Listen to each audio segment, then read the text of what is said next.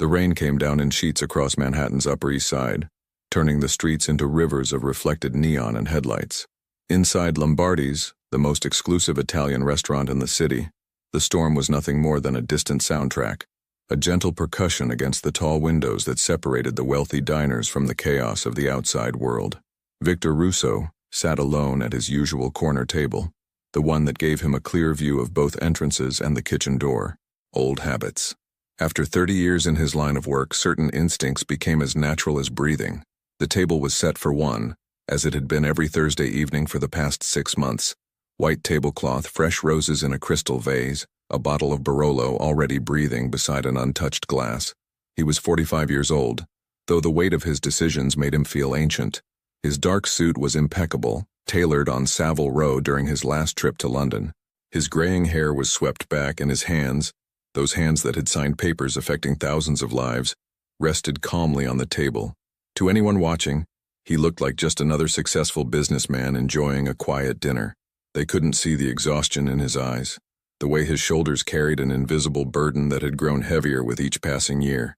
Victor hadn't come here to eat. He'd come here to think, to remember, to say goodbye to a life he'd built brick by brick, decision by decision, until the structure had grown so tall he could no longer see the ground.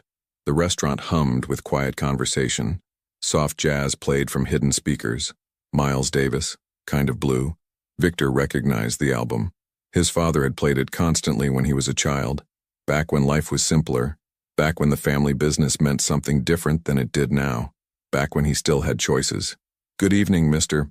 Russo." The voice pulled him from his thoughts. He looked up to find a woman he'd never seen before standing beside his table. She wore the standard server uniform, white shirt, black vest, black slacks. But there was something about her that didn't quite fit. Maybe it was the way she stood, balanced and alert, like someone ready to move at a moment's notice. Or maybe it was her eyes, dark brown, intelligent, and far too observant for someone simply taking dinner orders. She was in her late 20s, he guessed. Dark hair pulled back in a practical ponytail, olive skin, high cheekbones. Pretty, but not in the delicate way of the usual servers here. There was a strength to her features, a quiet confidence that made him take notice. "I haven't seen you here before," Victor said, his voice carrying the faint trace of a Brooklyn accent he'd never quite lost, despite years of trying. "First week?" she replied, placing a menu in front of him even though they both knew he wouldn't need it. He ordered the same thing every time. "My name is Elena. I'll be taking care of you this evening." Elena. He tested the name, noting the slight emphasis she placed on the second syllable. "Italian?" "Spanish, actually. My mother was from Barcelona." She smiled, but it didn't quite reach her eyes. "But I grew up here. Queens." Victor nodded slowly, studying her face. There was something there, something familiar in the careful way she held herself, in the practiced neutrality of her expression. He'd spent decades reading people, learning to see past the masks they wore. This woman was wearing several. "What happened to Maria?" he asked, referring to his usual server. "Her daughter had a baby. She took some time off." Elena's hands were steady as she poured water into his glass. Not a drop spilled, despite the slight tremor he could feel through the floor. The subway running beneath the city, a constant reminder that even here, in this bubble of wealth and refinement, the real world was always churning just below the surface. "I'll have the osso buco," Victor said, closing the menu without looking at it. "And tell Giuseppe to make it how my father liked it. He'll know what I mean." Elena wrote nothing down, simply nodded. "Of course, and the wine? I'll start with the Barolo. We'll see where the evening takes us from there." "Very good." She turned to leave, then paused, looking back at him with those observant eyes. "If you don't mind my saying, sir, you look like a man with something heavy on his mind." Victor raised an eyebrow. "Do I? 28 years waiting tables in this city teaches you to read people," she said quietly. "You learn to spot the tourists, the first dates, the business deals, the celebrations, and you learn to recognize the ones who are saying goodbye to something." For a long moment, Victor said nothing. The jazz continued its melancholy progression. The rain intensified against the windows. Somewhere in the restaurant someone laughed, a sound that seemed to come from a different world entirely. "You're perceptive," he finally said. "It's a gift, sometimes a curse." Elena's expression softened slightly. "Whatever you're wrestling with, I hope you find your answer." She walked away before he could respond, disappearing into the kitchen with a grace that seemed almost practiced. Victor watched her go, feeling unsettled in a way he couldn't quite name. Something about her presence had shifted the air in the room, like a barometric change before a storm. He poured himself a glass of wine, swirling it absently as he stared at the dark liquid. 6 months ago, his oldest friend had betrayed him. Not for money, not for power, but because Victor had refused to cross a line that his friend had been willing to sprint past. The family business had always operated in shades of gray, but there were still some things, some lines, that Victor refused to compromise on. That refusal had cost him. Allies had become enemies. Old agreements had dissolved. Territory he'd held for years was suddenly contested. And worst of all, his daughter, his beautiful, innocent Sophia, had started asking questions about what exactly her father did for a living. She was 19 now, in her second year at Columbia, studying art history. She wanted to open a gallery someday, to bring beauty into the world. She had her mother's eyes, her mother's kindness. She was everything good that Victor had somehow managed to create despite the darkness of his world. And she was asking questions he couldn't answer without destroying the image she had of him. So he'd made a decision. He'd started the process of stepping back, of dismantling the empire he'd built. But in his world, retirement wasn't as simple as signing papers and walking away. There were people who saw his withdrawal as weakness, who viewed the vacuum of power as an opportunity. There were old rivals, who remembered old grudges. There were younger, hungrier men who thought they could take what was his. And there was Marco Castellano, his consigliere, his right hand for 15 years. Marco, who had looked Victor in the eye 3 days ago and told him that certain people were tired of waiting for him to make up his mind. Certain people who thought that maybe it was time for new leadership. Certain people who had made it clear that Victor's time was running out. The message had been delivered with respect, almost with regret, but the threat had been unmistakable. And Victor, tired of the endless calculations, the constant vigilance, the weight of always being one step ahead, had made his choice. He would face it.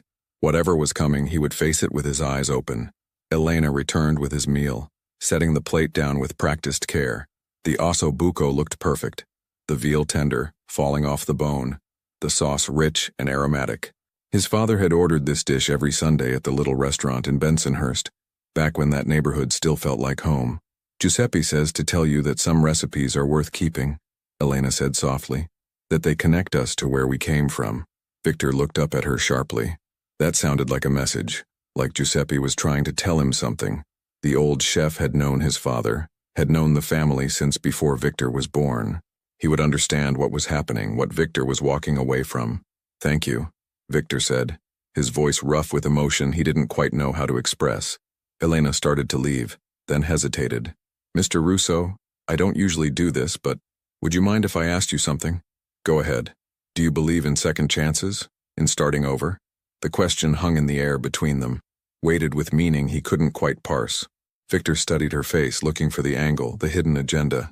But all he saw was genuine curiosity, maybe even a hint of desperation. I used to, he said finally. Now I'm not so sure. Some paths, once you start walking them, they don't have exit ramps. I think that's where you're wrong, Elena said quietly. I think exit ramps exist. They're just hard to see when you're moving at high speed. Sometimes you have to be willing to crash to find them. Before Victor could respond, the front door of the restaurant opened. 3 men walked in, shaking rain from their coats. They were dressed well, but not quite well enough for Lombardi's. Their suits were off the rack, their shoes scuffed, and they moved with a purpose that had nothing to do with dinner reservations. Victor recognized them immediately. Not their faces. He'd never seen these particular men before, but he recognized what they were. Soldiers. Muscle.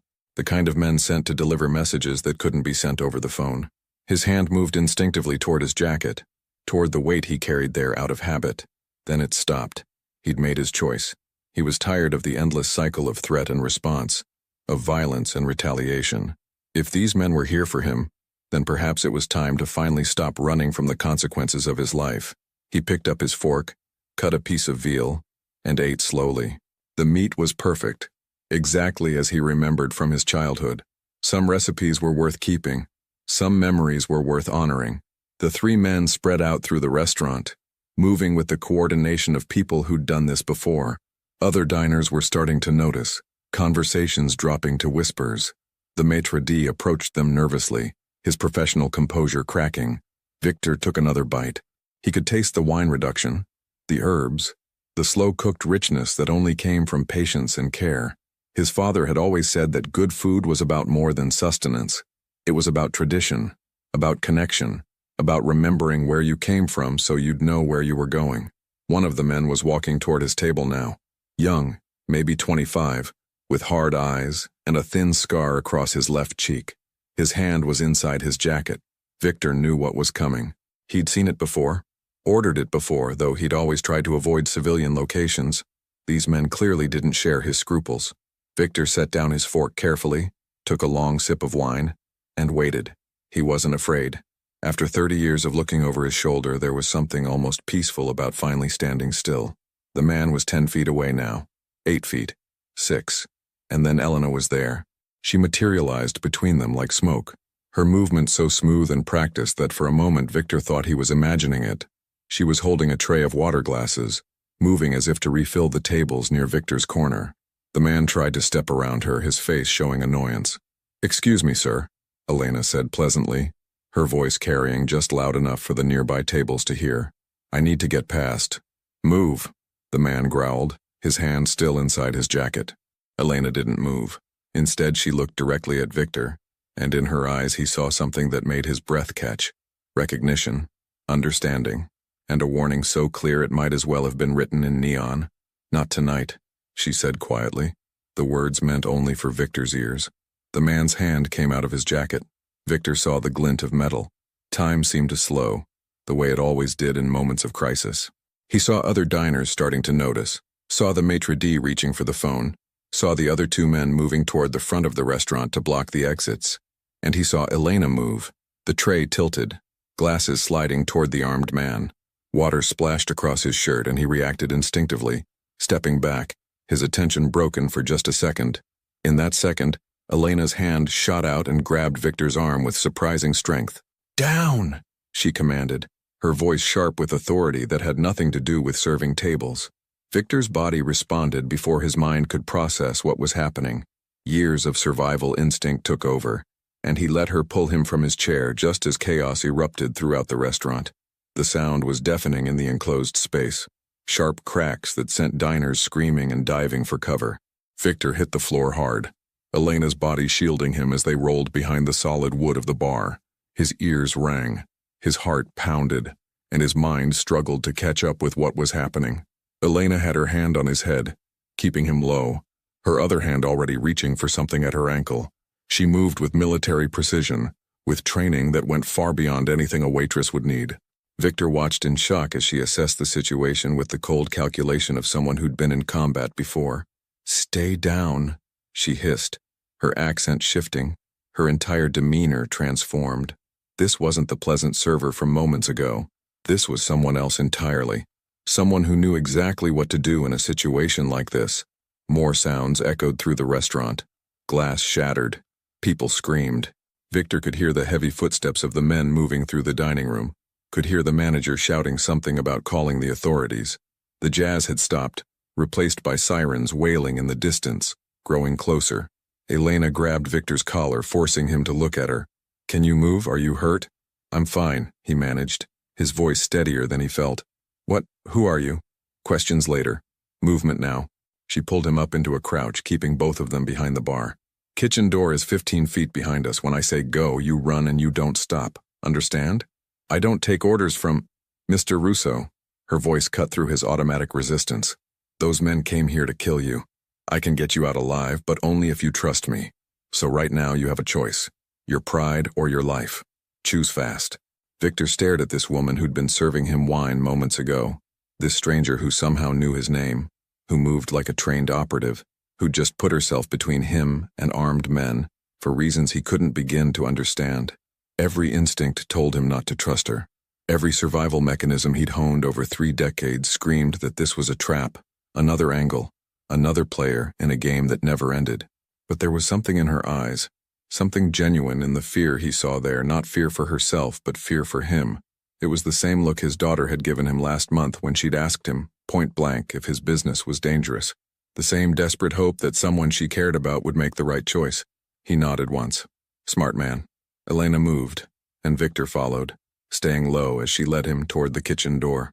They passed overturned tables, spilled wine staining the white tablecloths red, abandoned plates of food. The beautiful restaurant that had been his sanctuary was now a disaster zone. They reached the kitchen door and Elena pushed through, pulling Victor after her. The kitchen was chaos. Chefs and staff huddled together, some on phones, others pressed against the walls. Giuseppe, the old chef, looked up as they entered, his weathered face showing recognition and something that might have been approval. "The back," he said simply, pointing toward the rear exit. "Go." Elena didn't slow down, didn't acknowledge the old man's help, just kept moving with Victor in tow. They weaved between stainless steel prep stations, past enormous stoves still burning with abandoned pots, toward the loading dock in the back. The door opened onto an alley slick with rain, the sound of sirens now very close. Elena paused at the threshold, scanning the darkness with professional efficiency. Victor could see her processing information, calculating angles, assessing threats. This was no amateur. Whoever this woman was, she'd done this before. "Clear," she said, then turned to face him. In the harsh light of the kitchen behind them, he could see her properly for the first time since the chaos started. There was a small cut on her cheek, probably from flying glass. Her ponytail had come loose, dark hair framing her face. And in her eyes, he saw something that made him realize she was just as surprised to be doing this as he was to be here. "Go home, Mr. Russo," she said quietly. "Get somewhere safe. The people who sent those men won't stop. But you already knew that. You've been waiting for this. How do you—" "I told you. I'm good at reading people." She stepped back into the kitchen, creating distance between them. "And I saw a man ready to give up. Don't. Whatever you're running from, whatever you think you deserve, you're wrong. Nobody deserves what those men came to do." Victor wanted to grab her arm, to demand answers, to understand how this mysterious server had just saved his life and seemed to know everything about his situation. But sirens were very close now, and somewhere in the restaurant he could hear shouting as law enforcement arrived. "Who are you?" he asked instead. Elena smiled sadly. "Someone who knows what it's like to want a second chance. Now go, before they lock this place down." She disappeared back into the kitchen, leaving Victor standing in the rain-soaked alley, alive and utterly confused. He stood there for a moment, feeling the cold water soak through his expensive suit, feeling the adrenaline start to fade, feeling the weight of what had just happened settle onto his shoulders. He'd been ready to die. He'd made his peace with it. And this stranger, this impossible, mysterious woman, had pulled him back from that edge with two simple words. "Not tonight." Victor turned and walked into the alley, his hand instinctively moving to his pocket. His phone was there, his wallet, his keys, and something else, something that hadn't been there before. He pulled out a small piece of paper, folded once. The handwriting was precise, almost clinical. "You're not the only one who wants out. We need to talk. E." Below the message was a phone number. Victor stood in the rain, staring at the note, his mind racing with questions. How had she slipped this into his pocket? When? Why save him? What did she want? Who was she really? Behind him he could hear police radios, could see the flash of emergency lights reflecting off the wet brick walls. He needed to leave, needed to get off the street before someone started asking questions he didn't want to answer. But he couldn't stop staring at that note, at the lifeline this stranger had thrown him. His phone buzzed. A text from Marco. "Where are you? Heard about Lombardi's. Are you okay?" Victor deleted the message without responding. Marco, his oldest friend. The man who'd warned him 3 days ago that his time was running out. The man who'd been his right hand for 15 years, but whose eyes had grown cold and distant in recent months. The man who, Victor suddenly realized with crystalline clarity, had known exactly where he'd be tonight. The betrayal hit him like a physical blow. Not the fact of it. He'd suspected for weeks that Marco was playing both sides. But the confirmation, the cold reality of being set up by someone he'd trusted with his life, his daughter's life, his legacy. Victor stood in the rain, alive when he should have been dead, holding a note from a stranger who'd saved him for reasons he didn't understand. His carefully ordered world, already crumbling, had just shattered completely. The path he'd been walking, toward acceptance, toward an end, had suddenly forked in a new direction. He thought about Elena's question from earlier. Do you believe in second chances? He hadn't. But standing here, soaked and alive and holding this paper, he felt something he hadn't felt in years. Not hope exactly. Hope was too strong a word for what he was feeling. But possibility. the faint, fragile possibility that maybe the exit ramps existed after all. Victor pulled out his phone, carefully dried the screen with his sleeve, and typed the number from Elena's note into his contacts. He saved it under a single letter, E. Then he walked deeper into the alley, away from the lights and sirens, away from the restaurant where he'd planned to have his last supper. His clothes were ruined. His life was in danger. His closest friend had betrayed him, and a mysterious woman with military training and impossible timing had just pulled him back from the edge. The rain fell harder, washing the city clean, or trying to. Somewhere in the distance, thunder rumbled. Victor pulled his collar up against the cold and kept walking, his mind already working through the implications, the connections, the questions that needed answers. He was alive. Against all odds, against his own plans, he was alive. And tomorrow, he would find out why. The safe house in Brooklyn smelled like old coffee and stale cigarettes, though Victor had quit smoking 10 years ago. The scent lingered in the walls, a ghost of previous occupants, previous crises, previous nights when men like him had hidden from consequences they couldn't outrun forever. Dawn broke gray and reluctant over the East River, visible through the reinforced windows that Victor had installed 5 years ago, when he first purchased this property under a shell corporation, 3 layers deep. The apartment was Spartan. A leather couch, a table, 2 chairs, a bed in the next room that had never been slept in. It was designed for function, not comfort, a place to disappear, to regroup, to plan the next move. Victor stood at the window, a cup of black coffee cooling in his hand, watching the city wake up. He hadn't slept. Every time he closed his eyes, he saw the restaurant, heard the sounds, felt Elena's hand on his arm pulling him to safety. Not tonight. 2 words that had changed everything. His phone sat on the table behind him, Elena's number glowing on the screen. He'd stared at it for hours, his finger hovering over the call button, pulling back, hovering again. In his world, trust was currency, and he'd just been robbed by someone he'd paid with 15 years of loyalty. The idea of trusting another stranger, especially one who appeared out of nowhere with impossible timing and even more impossible skills, went against every survival instinct he'd developed. But he was alive. That counted for something. The door opened without warning. Victor's hand moved instinctively to his waist, then relaxed when he recognized the man entering. Tommy Delgado, his head of security for the past 8 years. Short, built like a fire hydrant with intelligent eyes that missed nothing. "Boss," Tommy said, closing the door behind him and engaging 3 separate locks. "You look terrible." "I feel worse." Victor set down his coffee and turned from the window. "Tell me what you found." Tommy dropped a folder on the table, the manila surface worn from handling. 3 casualties at Lombardi's, all staff. Giuseppe is in the hospital. Took some glass when the front windows shattered, but he'll be okay.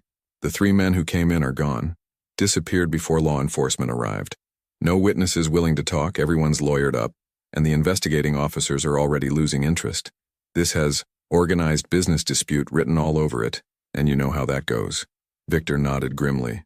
In cases like this, the authorities would go through the motions, take statements, file reports. But unless someone was willing to testify, which no one ever was, the investigation would quietly fade away. The city had bigger problems than wealthy men settling scores in expensive restaurants. "And the woman?" Victor asked, the question he'd been holding back. "The server, Elena Torres." Tommy's expression shifted slightly, and Victor recognized the look. It was the same face Tommy made when the evidence didn't add up, when something was wrong with the picture. "That's where it gets interesting, boss. There is no Elena Torres. Not in the restaurant's employment records, not in any database I can access. Giuseppe claims he hired her a week ago, paid cash under the table, said she came with excellent references. But when I pressed him, he got quiet. Real quiet. The kind of quiet that means he knows more than he's saying. Giuseppe wouldn't lie to me," Victor said. But even as he spoke, he remembered the old chef's face last night, the way he'd pointed to the back exit without hesitation. Go, as if he'd been expecting something exactly like this to happen. "Maybe not lie," Tommy said carefully, "but maybe protect. The way you protect Sophia from certain truths about what we do." Victor flinched at his daughter's name. Sophia. She was safe at her apartment near Columbia, surrounded by normal people living normal lives. Probably getting ready for an early morning art history class. She didn't know about last night. Couldn't know. He'd built walls between his world and hers specifically to keep her safe from moments like these. "What about the men who came to the restaurant?" Victor asked, steering away from thoughts of his daughter. "Any identification?" Nothing solid, but I made some calls, talked to some people. Word is the Romano family is making moves. They've been quiet since the old man passed last year, but the son, Anthony Romano, he's young, ambitious, and he doesn't respect the old agreements. He sees your transition as weakness, an opportunity. Marco, Victor said quietly. The name tasted like betrayal. He told them where I'd be. Tommy's silence was confirmation enough. They both knew that only a handful of people had known about Victor's Thursday evening routine at Lombardi's. And of those people, only Marco had been growing distant. Only Marco had been asking pointed questions about Victor's plans. Only Marco had been positioned perfectly to feed information to rivals. I'm sorry, boss, I know you two go back. We went back, Victor corrected, his voice hard. Past tense. 15 years of friendship doesn't mean much when someone's willing to set you up for elimination. He moved to the table, opened the folder Tommy had brought. Inside were surveillance photos, printouts of financial records, notes in Tommy's precise handwriting, the evidence of betrayal, laid out in black and white. Marco's phone records showing calls to known Romano associates, bank transfers to offshore accounts, meeting logs that showed he'd been having private conversations with Anthony Romano for the past 3 months. Victor had suspected, but seeing it confirmed still hurt. It was like watching a wound reopened, seeing the damage clearly for the first time. There's something else, Tommy said, hesitating in a way that made Victor look up sharply. I dug into the server, Elena Torres, started looking at missing persons, witness protection, people who've gone off-grid in the past few years. Boss, I think I found something, but you're not going to like it. He pulled out another set of papers, these clearly printed from sealed government files. Victor recognized the markings. Federal case documents, the kind that required serious connections to access. Tommy had called in favors. Her real name is Elena Maria Torres, Tommy began. 32 years old, not 28. Former FBI agent, decorated, specializing in organized operations. 5 years ago, she was working a major case involving corruption within the Bureau itself. High-level agents taking payments to look the other way, to lose evidence, to warn certain families about raids. She found evidence, built a case, and testified before a grand jury. Victor's hands stilled on the papers. FBI. The word hung in the air between them like smoke. She testified against her own colleagues? Victor asked. Against her own supervisor, Special Agent Richard Dawson. He'd been on the take for years, protecting multiple operations across New York and New Jersey.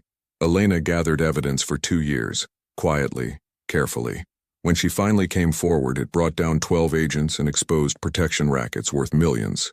Let me guess, Victor said, his mind already racing ahead. Her life became complicated after that. That's putting it mildly.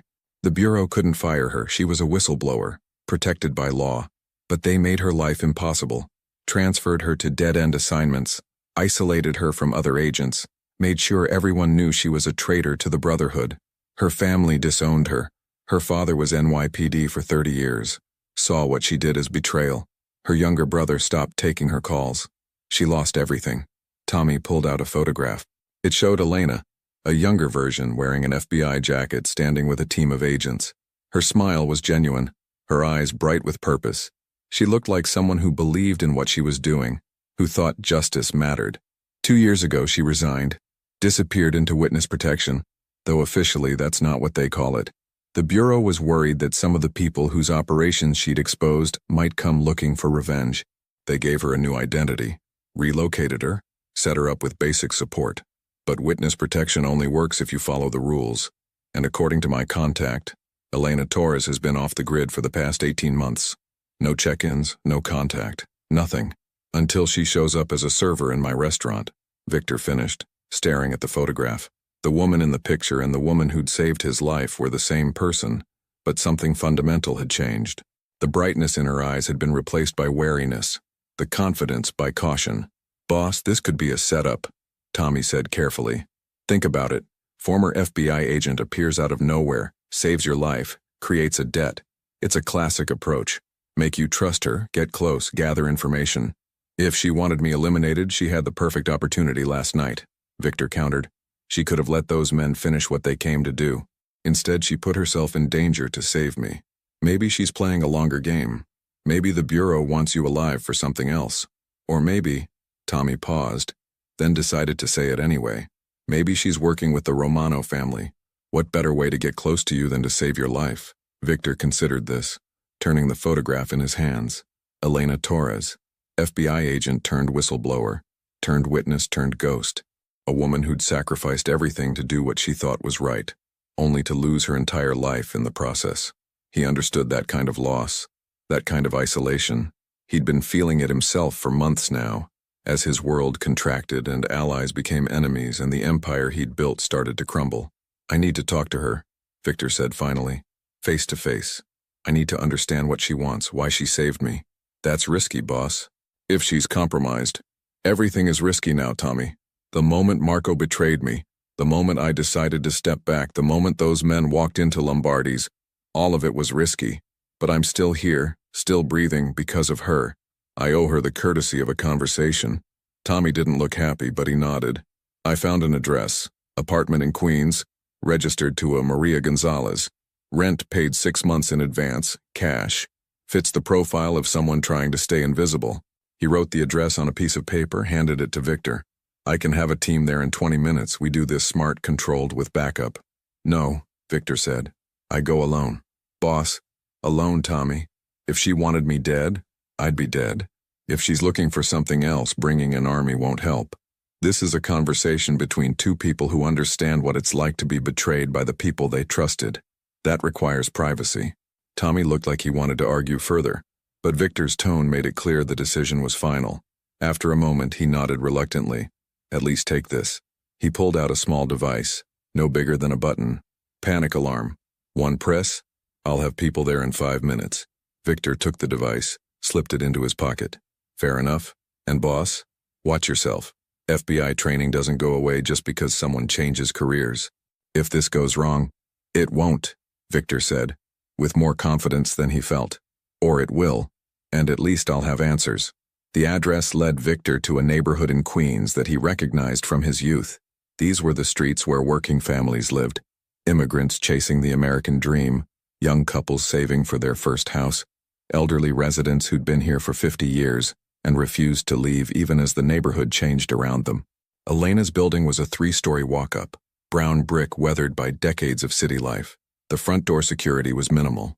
Victor bypassed it easily, years of practice making the process almost automatic. The hallway inside smelled like cooking spices and old carpet. Somewhere above, a baby cried, normal life happening all around him, completely unaware of the currents of danger flowing just beneath the surface. Apartment 2B. Victor stood outside the door listening.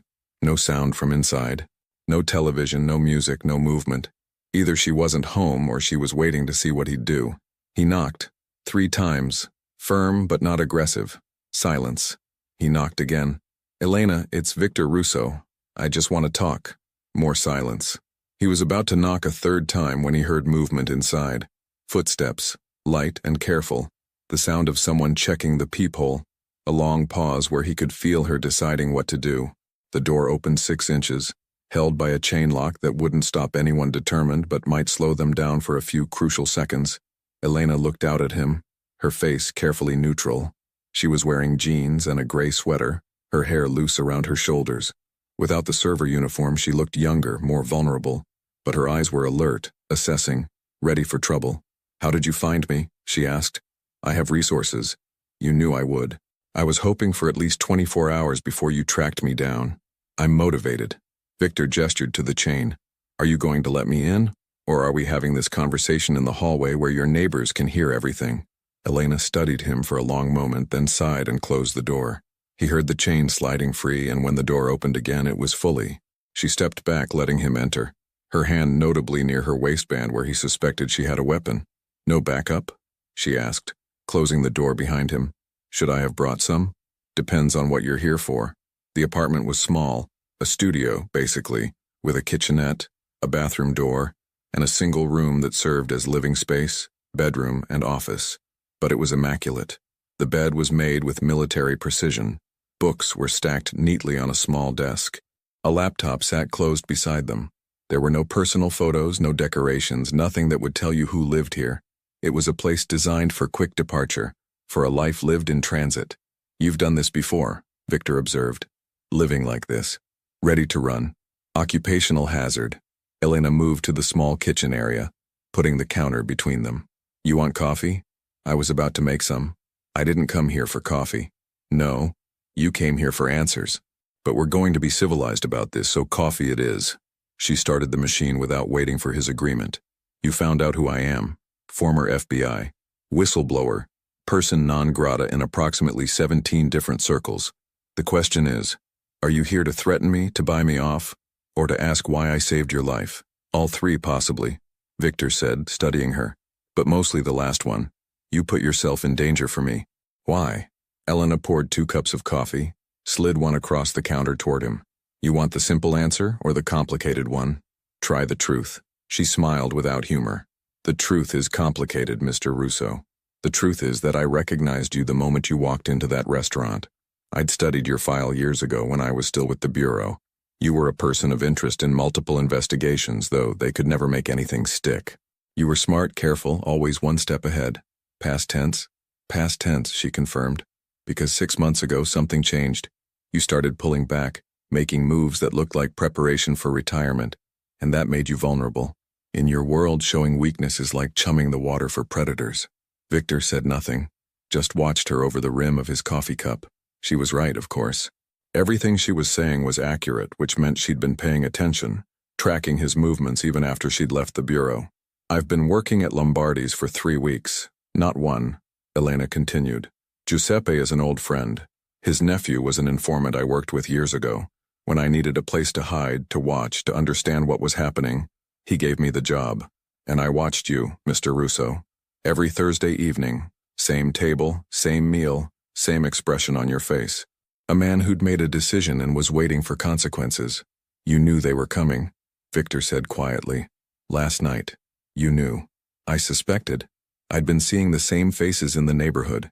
Men who didn't belong, who were watching the restaurant, taking notes. I recognized the pattern, surveillance before action, and when those 3 men walked in last night, their body language told me everything I needed to know. They weren't there for dinner, so you saved me. Why? If you studied my file, you know what I am, what I've done. Why risk yourself for someone like me? Elena was quiet for a long moment, staring into her coffee as if it held answers. When she finally spoke, her voice was softer, more personal than it had been. Because I saw myself in you, she said. Someone who built a life, a career, a reputation, and then watched it all crumble because they tried to do the right thing. I testified against corrupt agents because it was right, because they were breaking laws they'd sworn to uphold. And it cost me everything. My career, my family, my identity, everything. She looked up, met his eyes directly. You're trying to get out, aren't you? Trying to step away from your organization, to leave that life behind, and it's destroying you, because the people around you see it as betrayal, as weakness. They don't understand that sometimes the strongest thing you can do is walk away. Victor felt something shift in his chest, a recognition so profound it almost hurt. This woman, this stranger who'd saved his life, understood him in a way that no one had in years. Not Marco, who'd betrayed him, not his remaining allies, who saw his withdrawal as abandonment, not even his daughter, who he'd kept carefully shielded from the truth of his life. Who are you running from? He asked quietly. The Bureau wouldn't keep hunting you after all this time, so who is it? Elena's expression hardened. The people I helped put away had connections, not just within the Bureau, but outside it. One name in particular, Michael Romano. He was using corrupt agents to protect his father's operations. When I testified, his network collapsed. He lost millions, and he swore that he'd make me pay for it. Victor's blood went cold. Michael Romano, Anthony Romano's uncle. You see the problem, Elena said grimly. When I recognized you, when I started researching what was happening in your world, I realized that the people coming after you were the same people who've been hunting me, the Romano family. They want you gone because you're in their way, and they want me gone because I cost them money and reputation. So saving me was, what? An alliance of convenience? Enemy of my enemy? No, Elena said firmly. Saving you was the right thing to do. I saw a man about to give up, about to let terrible people win because he was tired of fighting, and I couldn't let that happen. Not when I've spent the past 5 years running, hiding, surviving. Someone needed to stand up. Someone needed to say, not tonight. The words hung between them, weighted with meaning. Victor set down his coffee cup, his mind working through the implications. The Romano family, Michael Romano's network, Marco's betrayal, Elena's past. All of it was connected, threads weaving together into a picture that was both clearer and more dangerous than he'd realized. "They'll come after both of us now," Victor said. "If they find out you saved me, if they realize you're still alive and in the city." "I know," Elena interrupted. "I knew the risk when I pulled you behind that bar, but I was tired of hiding, tired of letting fear dictate every decision. And maybe," she hesitated, then continued, "maybe I was tired of being alone in this fight." Victor studied her face, seeing past the careful control to the exhaustion underneath. She was younger than him by more than a decade, but she carried the same weight he did. The weight of choices and consequences, of bridges burned and prices paid. "You're proposing what exactly?" he asked. "An alliance? Partnership?" "I'm proposing that we stop running," Elena said. "Both of us. You have resources, connections, knowledge of how the Romano family operates. I have training, skills, and a very personal motivation to see them held accountable. Together, we might actually survive this. Separately," she shrugged, "we're both living on borrowed time. I have a daughter," Victor said quietly. "Sophia. She's 19, at Columbia. She doesn't know anything about my business, about what I've done. I've kept her separate from all of this specifically to protect her. If I go to war with the Romano family, if I stop trying to fade quietly into the background, I put her at risk." "Mr. Russo," Elena said gently, "your daughter is already at risk. The moment Marco betrayed you, the moment the Romano family decided you were an obstacle, everyone close to you became a target. The question isn't whether she's in danger. The question is whether you want to face that danger proactively or wait for them to make the first move." Victor's phone buzzed in his pocket. He pulled it out, saw Marco's name on the screen. Another text. "Victor, we need to talk. I can explain. Call me." He showed the screen to Elena. "My former right hand, the man who set me up last night. Are you going to answer?" "No." Victor deleted the message. "Whatever he has to say, I don't need to hear it. Betrayal is betrayal, regardless of the excuse." His phone buzzed again. This time it wasn't Marco. It was Tommy, and the message made Victor's heart stop. "Boss, Sophia's apartment. She's gone. Signs of struggle. This wasn't random. Call me now." The phone fell from Victor's hand, clattered on the counter. Elena moved immediately, coming around to see the screen, to understand what had just drained all the color from his face. "Your daughter," she said, understanding instantly. Victor couldn't speak. His worst fear, the nightmare that had haunted every decision he'd made for the past 19 years, had just become reality. They had Sophia. The Romano family, Marco, whoever was behind this, they had his daughter, his brilliant, innocent daughter who wanted to open an art gallery, who loved French Impressionism, who made him laugh with her terrible jokes. They had her. "Mr. Russo. Victor, look at me." Elena's hand was on his arm, firm and steady. "Look at me. We're going to get her back. You hear me? We're going to find her and bring her home." "You don't know that," Victor said, his voice breaking. "You can't promise that." "You're right, I can't, but I can promise you this. I won't stop until we do. I know how to track people, how to find them, how to get them out of impossible situations. That was my job for 10 years, and right now, that's what we're going to do. Together." Victor's phone rang. "Tommy." He picked it up with shaking hands, put it on speaker. "Boss, I'm at her apartment now," Tommy said, his voice tight with controlled anger. "Place has been tossed. Laptop's gone. Phone's gone. Neighbors heard raised voices about an hour ago but didn't think anything of it. This was professional, boss. They knew exactly when she'd be here, exactly when she'd be alone." "Demands?" Victor managed. "Have they made contact?" "Not yet, but they will. This is leverage, boss. They want something from you, and they'll use her to get it." Victor closed his eyes, fighting against the panic threatening to overwhelm him. Sophia, his baby girl, in the hands of people who wouldn't hesitate to hurt her to get what they wanted. "Tommy, I need you to activate everyone we have. Every contact, every resource. I want eyes everywhere, ears on every conversation. Someone knows something. Find them." "Already started, boss, and there's something else. We got a tip. Anonymous came through a burner phone. Said if you want to see your daughter alive, you need to meet Marco. Tonight. Alone. Location to follow." "It's a trap," Elena said immediately. "They'll kill you both." "I don't care," Victor said, his voice hard as steel. They have my daughter. They want me. Fine, they can have me. But Sophia walks free. No, Elena said firmly. That's not how this works. You go in there alone, you die. And Sophia becomes a permanent hostage or worse. They're using her to force you into making stupid decisions. Don't give them the satisfaction. Then what do you suggest? Victor demanded, his control finally cracking. Because every second we stand here talking, my daughter is with people who wouldn't think twice about hurting her. Elena met his anger with calm certainty. I suggest we do this smart. We accept the meeting, but we don't go alone and we don't go unprepared. I told you, I know how to get people out of impossible situations. Trust me, please. Victor looked at this woman he'd known for less than 24 hours. This former FBI agent with her own ghosts and her own reasons for fighting. She'd saved his life once already. Could he trust her to help save the only person in the world who truly mattered to him? He didn't have a choice. Not really. Because going in alone, as Elena said, would just get him killed. And dead. He couldn't help Sophia at all. Okay, he said quietly. Okay, we do this your way. But Elena, if anything happens to my daughter, it won't, she said with absolute conviction. Because we're not going to let it. Now, she grabbed her laptop, opened it with quick, efficient movements. Tell me everything you know about the Romano family's operations. Where they operate, where they hold people, what kind of security they use. Every detail matters. We have hours, maybe less, to plan this. So, talk.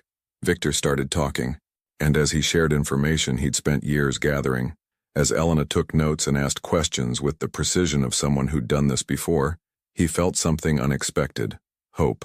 Small, fragile, but real. He wasn't alone anymore. For better or worse, he had an ally. Someone who understood the stakes, who knew what they were facing, who wouldn't back down. Somewhere in this city, his daughter was scared and in danger. But Victor Russo wasn't the man he'd been yesterday. The man who was ready to give up, to face his fate passively. That man had died in the chaos at Lombardi's. This man was going to fight. And heaven help anyone who stood between him and his daughter. The abandoned warehouse in Red Hook stood like a monument to Brooklyn's industrial past. Rusted steel beams reaching toward a cloudy sky, broken windows that caught the last light of evening. Outside, the storm that had been threatening all day finally broke, rain hammering the corrugated metal roof with a sound like scattered applause. Inside, Victor Russo sat in the passenger seat of Elena's decade-old Honda, studying blueprints spread across his lap.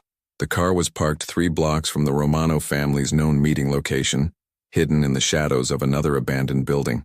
Through the rain-streaked windshield, he could see the warehouse where his daughter was being held. 2 entrances, Elena said quietly, pointing to the blueprints. Front loading dock and a side door here. Tommy's team has eyes on both. No movement in the past 20 minutes, but we count at least 6 men inside, possibly more. Victor's jaw tightened. 6 men between him and Sophia.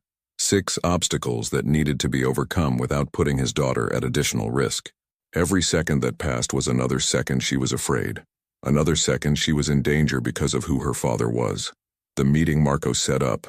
It's in 40 minutes, Victor said, checking his watch. He specified the pier, not the warehouse, which means this is a secondary location. They're keeping her separate. Smart, Elena admitted. They send you to one location. Keep the leverage somewhere else. If things go wrong, they still have control. She pulled out her phone, checked a message from Tommy. But that gives us an opening. While they're waiting for you at the pier, we hit the warehouse. Fast, quiet, and we're gone before they realize what's happening. Victor looked at her profile, illuminated by the phone's glow. In the past 8 hours since they'd learned about Sophia's kidnapping, Elena had transformed. The cautious server, the reluctant witness, had been replaced by someone who moved with absolute confidence. She'd made calls to old contacts, pulled up building schematics, coordinated with Tommy's team, as if she'd been doing this her entire life, which, Victor supposed, she had. You're certain about the security? He asked. If we go in and there are more people than we expected. There's never certainty in operations like this. Elena interrupted gently. Only calculated risk. But yes, I'm as certain as I can be. Tommy's surveillance shows a skeleton crew. The Romano family is stretched thin right now. They're setting up the meeting with you, managing multiple territories, dealing with their own internal issues. They didn't expect you to track Sophia here this quickly, because they don't know about you, Victor said. They don't know I have someone with your particular skills helping me. Elena smiled slightly. That's our advantage. They think you're predictable, that you'll follow their script. Show up at the meeting, negotiate, probably walk into an ambush. What they're not expecting is for you to ignore their setup entirely and come for Sophia directly. Victor's phone buzzed. Marco, for the 10th time that evening. Another message. Victor, please. This has gone too far. Meet me. We can fix this. Trust me. Trust. The word was almost laughable now. Victor had trusted Marco with everything. His business, his secrets, his life. And Marco had repaid that trust by making a deal with the Romano family, by feeding them information, by setting up an ambush at Lombardi's. Whatever excuses Marco had, whatever justifications he'd convinced himself of, they didn't matter anymore. He keeps calling, Elena observed. He's scared, Victor said, deleting the message. He knows I've figured out his role in this. He knows that once Sophia is safe, I'll deal with him. Will you? The question hung in the air between them. Victor thought about the man he'd been just days ago, tired, ready to walk away from everything, ready to let fate take its course.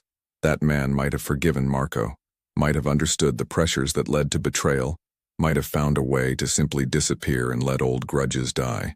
But that man's daughter hadn't been taken. That man hadn't been forced to confront the consequences of his choices in the most brutal way possible. I don't know, Victor admitted. Ask me again when Sophia is home. Elena nodded, accepting this. She checked her watch. Tommy should be in position by now. You ready? Victor looked out at the warehouse, thinking about his daughter somewhere inside those walls. Sophia, who'd called him 2 weeks ago excited about a Monet exhibition at the Met. Sophia, who'd texted him pictures of her terrible cooking attempts with laughing emojis. Sophia, who'd hugged him the last time they had dinner together and told him she loved him, no matter what. I'm ready, he said. They exited the car into the rain, moving quickly toward the warehouse. Elena had changed into dark clothes, practical gear that allowed easy movement. Victor had done the same, feeling strange in the tactical outfit after years of expensive suits. But this wasn't a boardroom negotiation. This was something more fundamental, a father fighting for his child. Tommy materialized from the shadows, his stocky form barely visible in the darkness. Boss, everything's set. My team has the exits covered. The 6 men inside are on the main floor, playing cards, waiting for instructions. Your daughter's being held on the 2nd level, northeast corner. 1 person watching her. A woman, interestingly enough. Romano's using a woman to guard Sophia? Victor asked, surprised.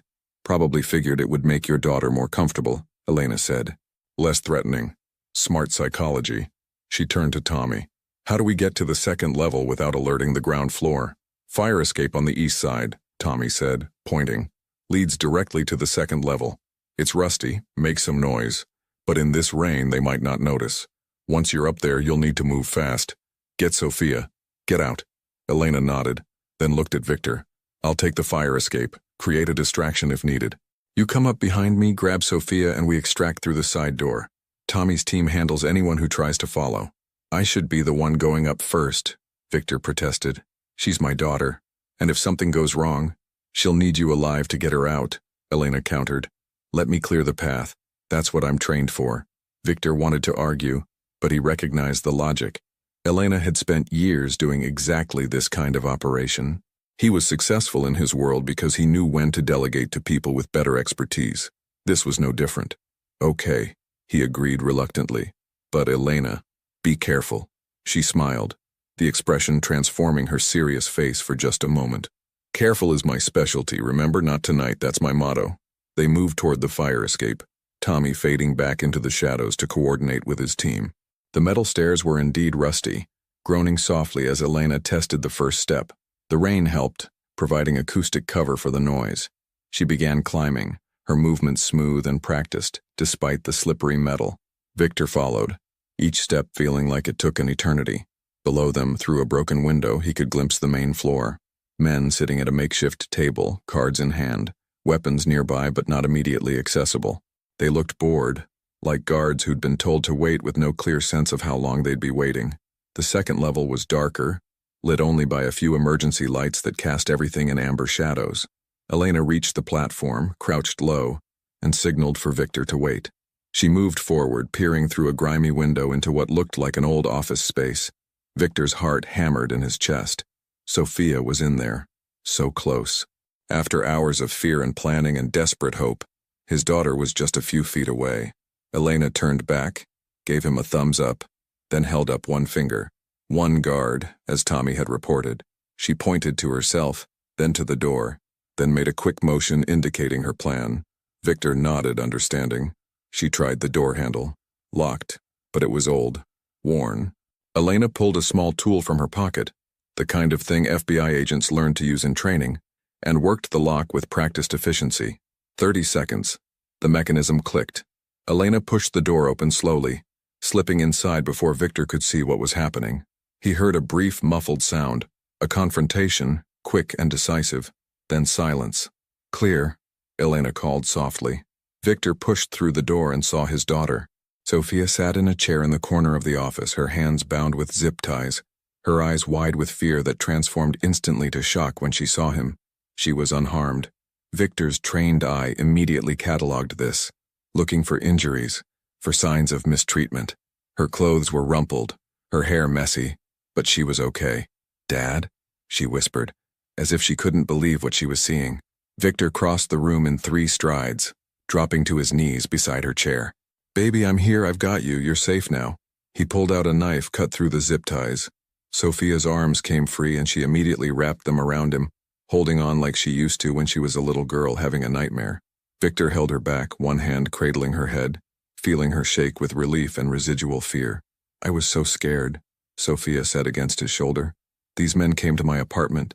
They said you owed them something, that I was insurance." "I know, baby. I know. But it's over now. We're getting you out of here." Sophia pulled back slightly, looking past him to where Elena stood by the door, keeping watch. The woman who'd been guarding her was unconscious in the corner, zip-tied and gagged. Elena had worked efficiently, professionally, without unnecessary force. "Who?" Sophia started to ask. "A friend," Victor said. "Someone who's helping us. We'll explain everything later, but right now we need to move." Elena turned from the door. "We have a problem. Someone downstairs just got a call. They're mobilizing. We've got maybe 2 minutes before this place is swarming with people looking for us." Victor helped Sophia to her feet, keeping himself between her and the door. "The fire escape? Compromised. They'll be watching it now." Elena's mind was clearly racing, calculating options, running scenarios. "We need another way out." "There's a loading elevator," Sophia said suddenly. Both Victor and Elena turned to look at her. Sophia pointed to a door on the far side of the office. "I heard them talking about it earlier. It goes straight to the loading dock level. They use it to move equipment." Elena moved to the door, found it unlocked. Beyond was indeed an old freight elevator, the industrial kind with a metal gate instead of proper doors. It looked ancient but functional. "It'll be loud," Elena said. "The moment we start it, everyone will know where we are. Then we move fast," Victor said. "Get to the loading dock out to the street. Tommy's team can provide cover." Elena hesitated only a moment, then nodded. "Okay, but when I say run, you run. No hesitation, no looking back. Understood?" Victor and Sophia both nodded. Elena pulled the elevator gate open, ushered them inside, then closed it and hit the button. The machinery groaned to life, cables creaking as the platform began its descent. The noise was indeed significant. Even over the rain, even through the thick walls, Victor could hear shouting from below. They'd been discovered. The 2 minutes Elena had predicted had shrunk to seconds. The elevator reached the loading dock level and Elena yanked the gate open. The loading dock was empty. Tommy's team had cleared it, but Victor could hear footsteps running toward them from inside the building. They had moments, maybe less. "Go!" Elena commanded, pushing Sophia toward the open dock door where rain and freedom waited. Sophia ran, and Victor started to follow. But then he heard it. A sound from behind them, inside the elevator shaft. Someone had called the elevator back up. "They're cutting off our retreat," Elena said, her hand moving to her waistband. "Victor, get Sophia out of here. Now." "I'm not leaving you." "Yes, you are. Your daughter needs you alive." "Go." Men appeared in the doorway leading from the warehouse interior, 4 of them spreading out, blocking the path. But the loading dock door was still open, still offering escape. Victor grabbed Sophia's hand and ran. Behind him, he heard Elena's voice, strong and authoritative, trained to command attention. She was buying them time, creating confusion, using her FBI experience to talk, to negotiate, to make them pause and think rather than react.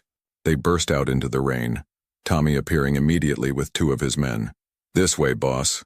Victor let Tommy guide them, his team forming a protective circle around him and Sophia as they moved quickly through the rain-slicked streets. Behind them, the warehouse was chaos. Shouting, confusion, but no sounds of escalation. Elena was still talking, still controlling the situation. They reached Tommy's van, Sophia climbing in first, Victor turning back toward the warehouse. "Elena," he started.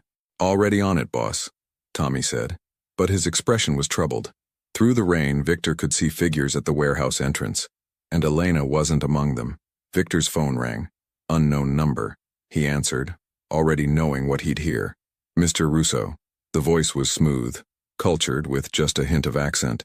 "Anthony Romano. You've made quite a mess of my operation tonight. Very impressive. And your new friend, the former FBI agent. She's quite resourceful. A shame she'll have to pay the price for her interference." "Let her go," Victor said, his voice hard. "She's not part of this. This is between you and me." "Oh, but she made herself part of this when she saved your life. When she helped you steal back what we'd acquired. You understand leverage, Mr. Russo. You've used it yourself many times. Well, now I have leverage, and we're going to have that conversation after all. Tomorrow, same pier, same time. But this time you will come alone, you will be unarmed, and you will give me what I want. Which is? Your complete surrender.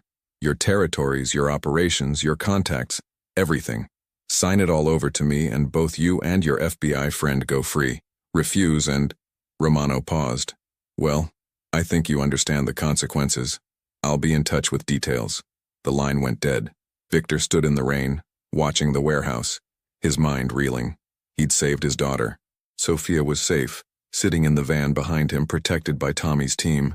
But Elena, who'd sacrificed everything to help him, who'd put herself in danger for a man she barely knew, was now a prisoner because of him. "Dad?" Sophia's voice came from behind him. "Dad, who was that? What's happening?" Victor turned to face his daughter, seeing the confusion and fear in her eyes. She'd been through so much in the past day, and it wasn't over. Not yet, because now he had another choice to make. Another person depending on him, another life hanging in the balance. "Get Sophia somewhere safe," he told Tommy. "Somewhere the Romano family can never find her. And then we plan." "Boss, Elena risked everything to save my daughter," Victor said quietly. "Now I'm going to return the favor, whatever it takes." In the van, Sophia watched her father through the rain-streaked window, finally beginning to understand the weight he carried, the world he'd been trying to protect her from. And in that moment she saw not the businessman he'd always pretended to be, but the man he actually was. Someone who'd done terrible things for reasons he thought were right, and who was now willing to sacrifice everything to save someone who'd shown him kindness when he'd needed it most. The storm intensified, thunder rolling across Brooklyn like a promise of more chaos to come. And Victor Russo, standing in the rain with his daughter finally safe and his unlikely ally now in danger, made a decision. He was done running, done compromising, done letting other people dictate the terms. Tomorrow, he would face Anthony Romano, but not as a defeated man ready to surrender, as someone who'd finally found something worth fighting for, not territory, not reputation, not legacy, but people, the ones who'd shown him that even in the darkest corners of his world, redemption was still possible. The cabin in upstate New York sat hidden among pine trees, 3 hours from the city, and a lifetime away from the chaos they'd left behind. Dawn painted the sky in shades of gray and gold. The storm finally passed, leaving everything clean and new. Victor stood at the window, a cup of coffee cooling in his hands, watching Sophia sleep on the couch. She'd finally dozed off an hour ago, exhausted from fear and relief. Tommy's team had secured the cabin, swept it for any surveillance, and now stood guard outside, safe, for now. But Elena wasn't safe, and that knowledge burned in Victor's chest like a fire he couldn't extinguish. His phone buzzed with a message from an unknown number. Pier 47, noon. Come alone, or she dies. Victor closed his eyes, thinking through every possible scenario. Romano had leverage, but leverage only worked if Victor cared about the outcome. And he cared deeply, not just because Elena had saved his daughter, but because she'd shown him something he'd forgotten existed. Genuine courage. The kind that didn't calculate odds or measure risks, but simply did what was right. "You're planning something," Sophia said quietly from behind him. Victor turned. His daughter sat up on the couch, her hair messy, her eyes red from crying and exhaustion, but alert. Watching him with an intensity he recognized it was the same way he looked at problems that needed solving. Sophia, you should rest. Don't, she interrupted. Don't treat me like a child anymore, Dad. Not after what happened. Those men took me because of who you are, what you do. I think I deserve the truth now. Victor set down his coffee, moved to sit across from her. For 19 years, he'd protected her from this world, built walls between his business and her life. But the walls had crumbled, and his daughter was looking at him with eyes that demanded honesty. The woman who helped rescue you, Victor began slowly. Elena, she's being held because she saved my life. The people who took you want me to surrender everything. My business, my connections, my territory. If I refuse, they'll hurt her. So you're going to give them what they want? No, Victor said firmly. I'm going to give them something better. The truth. Sophia frowned, confused. I don't understand.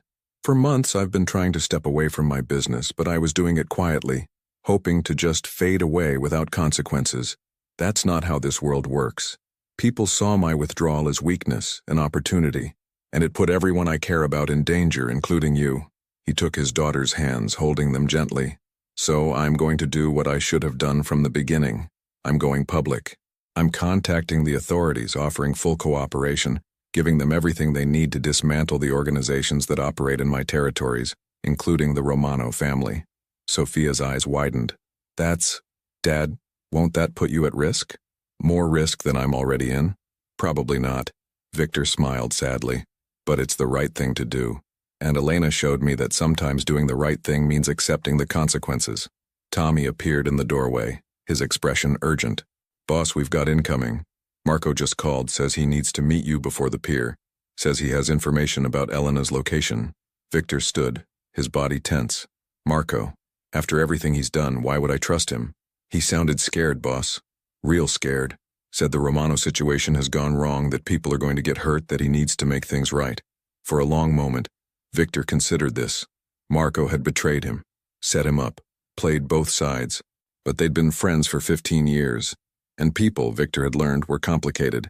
They made mistakes, sometimes terrible ones. Tell him I'll meet him, but not alone. And Tommy, I want you recording everything. The meeting point was a diner off Route 87, neutral ground where neither family held influence. Victor arrived with Tommy, finding Marco already in a back booth, looking like he'd aged 10 years in 2 days. Victor, Marco said, standing, thank you for coming. I know I don't deserve. You don't, Victor agreed coldly. So talk fast. Where's Elena? Marco sat down heavily, his hands shaking. The Romano warehouse in Staten Island. But Victor, you need to understand. It's not just Anthony anymore. His uncle Michael is involved now. The one who was using corrupt FBI agents. He recognized Elena, realized who she was. This isn't about you anymore. This is about settling old scores. Victor felt ice in his veins. Michael Romano, the man Elena had testified against. The man who'd lost millions because of her courage. Why are you telling me this? Victor asked. Because I'm tired, Marco said simply. Tired of the games, the betrayals, the constant looking over my shoulder. They threatened my son, Victor. My kid. Said if I didn't help them get to you, they'd hurt him. So I did what they asked. But I never wanted this. Never wanted people kidnapped. Never wanted anyone hurt. Intent doesn't erase consequences, Marco. I know. Marco pulled out a flash drive, slid it across the table. This has everything. Romano family operations, the corrupt agents Michael still has on payroll, the accounts, the connections, everything you need to bring them down, and he pulled out a piece of paper, blueprints for the Staten Island warehouse, where they're holding Elena, security schedules, guard positions. Victor stared at the items on the table, then at his old friend. This is your redemption? Information? It's all I have left to give, Marco said quietly. I'm turning myself in after this. Federal authorities. I'll testify, provide evidence, take whatever punishment comes. But first, I'm helping you get your friend back. It's the least I can do. Victor picked up the flash drive and blueprints, studying Marco's face for deception and finding only exhaustion. People were complicated. They made mistakes. Sometimes they tried to fix them. Tommy's been recording this conversation, Victor said. Everything you just gave me, every word you said. The authorities will have it all. Good, Marco said. I'm done running from consequences. We both should have done this years ago, Victor. Walked away clean. But we were too proud, too scared. At least now we can try to make things right. By evening, Victor stood at Pier 47, exactly as Romano had demanded. But he wasn't alone, and he wasn't unarmed with just desperation. In his pocket was Marco's flash drive. Behind him, watching from vehicles and shadows, was Tommy's team. And in federal offices across the city, agents were already reviewing the information Marco had provided, preparing warrants, coordinating raids. Anthony Romano arrived with 3 men, looking confident and controlled. Mr. Russo, I'm pleased you decided to be reasonable. Do you have the documents? The transfers of territory? I have something better, Victor said calmly. The truth. Federal agents are raiding your uncle's operations right now. They have evidence of corruption, racketeering, witness intimidation. By tomorrow, the Romano family will be answering questions they can't bribe their way out of. Romano's confidence cracked. You're bluffing. You'd never cooperate with authorities. I would to save someone who saved my daughter. I would to finally do the right thing. Victor pulled out his phone, showed Romano a news alert already breaking. Major operation against organized networks, multiple arrests. Romano's face went pale. You've destroyed yourself along with us. You know that, right? Probably, Victor agreed. But I'll sleep better. Now, where is Elena Torres? Before Romano could answer, police vehicles appeared from multiple directions, sirens blazing. Federal agents in tactical gear emerged, surrounding the pier. Tommy had coordinated everything perfectly. Anthony Romano, an agent called out. You're under arrest. In the chaos of arrests and rights being read, Victor slipped away. He had one more thing to do. The Staten Island warehouse was empty when Victor arrived. The federal raid had cleared it out hours ago, but in an office on the 2nd floor, he found Elena, freed by authorities, sitting on a desk with a blanket around her shoulders and a federal agent taking her statement. She looked up when Victor entered and her face broke into a tired smile. You actually did it. You went to the authorities. You taught me that doing the right thing matters more than protecting yourself, Victor said quietly, even when it costs everything. The agent excused himself, giving them privacy. Elena stood, faced Victor directly. What happens now? To you? I'll cooperate fully, testify, accept whatever consequences come. My lawyers think I can avoid prison, given my cooperation and the fact that I'm helping dismantle entire criminal networks. But my old life is over. Everything I built is gone. And your daughter? Safe. Finally, truly safe. She knows the truth now. About me. About what I did. We'll have to rebuild our relationship, but at least it'll be built on honesty. Victor moved closer. What about you? Michael Romano is facing charges because of your original testimony. You'll be a witness again. I know. But this time I'm not scared. This time I'm not alone. Elena reached out, took his hand. We did something good, Victor. We stopped running and faced the truth. That counts for something. 6 months later, Victor and Elena stood in a small diner in Portland, Oregon. It wasn't fancy, just good food and honest people. Victor wore jeans and a flannel shirt, his expensive suits packed away. Elena had her hair down, relaxed in a way she hadn't been in years. Table 7 needs refills, she called to him, smiling. On it, Victor replied, grabbing the coffee pot.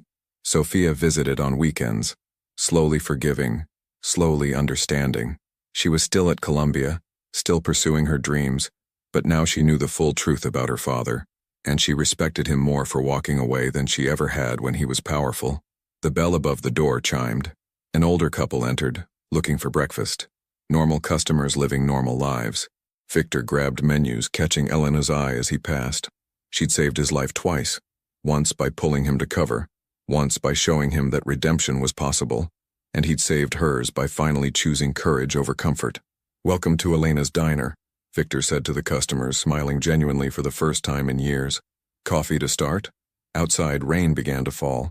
But inside, where 2 former ghosts had built something real from the ashes of their old lives, everything was warm and bright and possible. Not tonight, they'd said to death and fear and the darkness of their pasts. And finally, they meant it.